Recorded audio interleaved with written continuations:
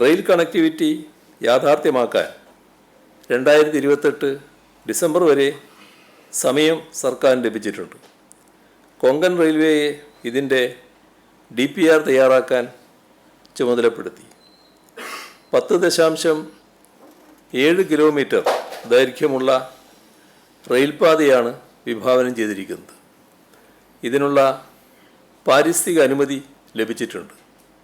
തുറമുഖത്തെ ബാലരാമപുരം സ്റ്റേഷനുമായി ബന്ധിപ്പിക്കുന്ന നിർദ്ദിഷ്ട പാതയുടെ 9.2 കിലോമീറ്ററും ടണൽ വഴിയാണ് കടന്നു പോകുന്നത്. ഭൂമി ഏറ്റെടുക്കുന്നതടക്കം 1482 കോടി 92 ലക്ഷം രൂപ ചെലവാകും.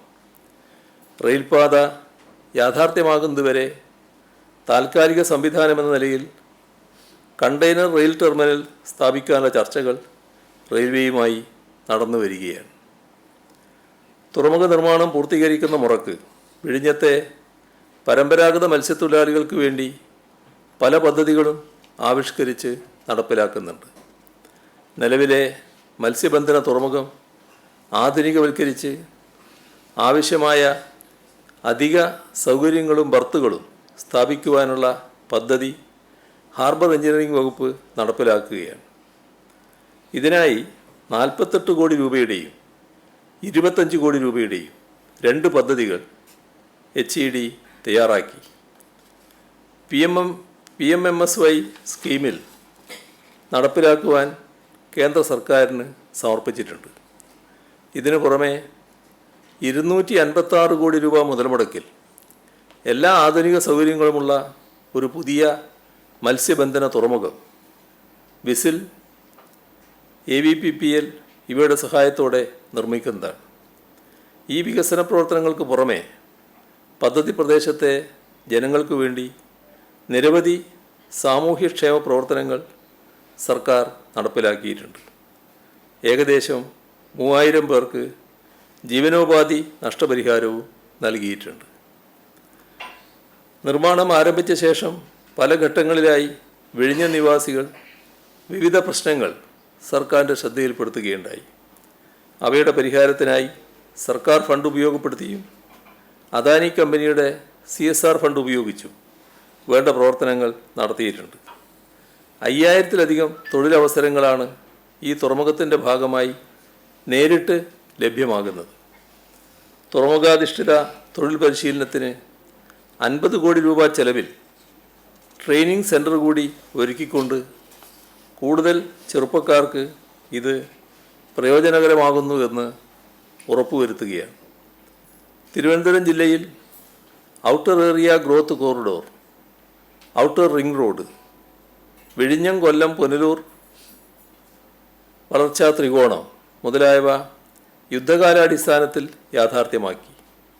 തുറമുഖ നിർമ്മാണം മൂലമുള്ള നേട്ടങ്ങൾ പരമാവധി ഈ മേഖലയിൽ പ്രയോജനപ്പെടുത്താൻ സർക്കാർ ലക്ഷ്യമിടുകയാണ്. ഇതിനായുള്ള പ്രാഥമിക അനുമതികളും നൽകി കഴിഞ്ഞിട്ടുണ്ട്. പോർട്ടിനെ ദേശീയപാത 66മായി ബന്ധിപ്പിക്കുന്ന കണക്ടിവിറ്റി ആ റോഡിൻ്റെ 80% പൂർത്തിയായിട്ടുണ്ട്. 6000 കോടി രൂപ ചെലവഴിച്ച് തയ്യാറാക്കുന്ന തിരുവനന്തപുരം ഔട്ടർ റിംഗ് റോഡ് കൂടി വരുന്നതോടെ ഈ പദ്ധതി വലിയ നേട്ടം ഉണ്ടാക്കുക തന്നെ ചെയ്യും. വിഴിഞ്ഞം മുതൽ നാവായിക്കുളം വരെയാണ് നാഷണൽ ഹൈവേ അതോറിറ്റിയുമായി ചേർന്ന് ഔട്ടർ റിംഗ് റോഡ് പദ്ധതി വിഭാവനം ചെയ്തിട്ടുള്ളത്. ഈ റോഡുകൾക്ക് ഇരുവശങ്ങളിലുമായി 2.5 കിലോമീറ്റർ പ്രദേശം വിവിധങ്ങളായ വ്യവസായവും വാണിജ്യശാലകളും സ്ഥാപിക്കപ്പെടുന്നതോടുകൂടി തിരുവനന്തപുരത്തിൻ്റെ മുഖച്ഛായ തന്നെ മാറുന്ന ബൃഹത് പദ്ധതിയാകും ഇത്. ഈ പ്രവർത്തനങ്ങൾ പുരോഗമിക്കുന്ന മുറക്ക് എറണാകുളം മുതൽ തെക്കോട്ടുള്ള ഇതര ജില്ലകളിലും നിരവധി ലോജിസ്റ്റിക്സ് പാർക്കുകളും വ്യവസായശാലകളും വരുമെന്നാണ് പ്രതീക്ഷിക്കുന്നത്. തുറമുഖ നിർമ്മാണത്തിനുള്ള കരാർ ഒപ്പുവെക്കുന്ന സമയത്ത് കേന്ദ്ര പരിസ്ഥിതി മന്ത്രാലയം 8 കോടി രൂപയുടെ പുനരധിവാസ പ്രവർത്തനങ്ങളാണ് ശുപാർശ ചെയ്തിരുന്നത്. എന്നാൽ ഈ സർക്കാർ മത്സ്യത്തൊഴിലാളികളോട് വളരെ അനുകൂലമായ നയം സ്വീകരിക്കുകയുണ്ടായി. അതിൻ്റെ ഫലമായി 114,30,00,000 രൂപ പുനരധിവാസത്തിനായി മാത്രം ഇതുവരെ ചെലവഴിച്ചിട്ടുണ്ട്. പദ്ധതി നടപ്പാക്കുന്നതിനിടയിൽ നിരവധി പ്രകൃതിക്ഷോഭങ്ങളാണ് നേരിടേണ്ടി വന്നത്. നിർമ്മാണ വസ്തുക്കളുടെ കുറവ് കാരണം പദ്ധതിയുടെ നിർണായക ഘടകമായ 3000 മീറ്റർ നീളമുള്ള ബ്രേക്ക് വാട്ടറിൻ്റെ പുരോഗതി മന്ദഗതിയിലായ സ്ഥിതിയിലായിരുന്നു. 2017 ഡിസംബറിൽ അതുവരെ നിർമ്മിച്ച ബ്രേക്ക് വാട്ടറിന് പടിഞ്ഞാറൻ തീരത്തെ ഓക്കി ചുഴൽക്കാറ്റിൽ വലിയ നാശനഷ്ടങ്ങളാണ് നേരിട്ടത്. പിന്നീട് 2018 മഹാപ്രളയം, 2018 അസാധാരണമായ ഉയർന്ന തിരമാലകൾ, 2019 വെള്ളപ്പൊക്കം, ടൗട്ടെ എന്നീ ചുഴലിക്കാറ്റുകൾ, പ്രാദേശിക പ്രക്ഷോഭം, COVID-19 സൃഷ്ടിച്ച ആഗോള പ്രതിസന്ധി, ഇങ്ങനെ വിവിധ തടസ്സങ്ങൾ മറികടന്നാണ് മറ്റിടങ്ങളിൽ നടക്കം പാറക്കല്ലുകൾ എത്തിച്ച് പദ്ധതിയുടെ ഒന്നാം ഘട്ടം പൂർത്തിയാക്കിയത്. എന്തിനെക്കുറിച്ചും നമുക്ക് ചർച്ച ചെയ്യാം.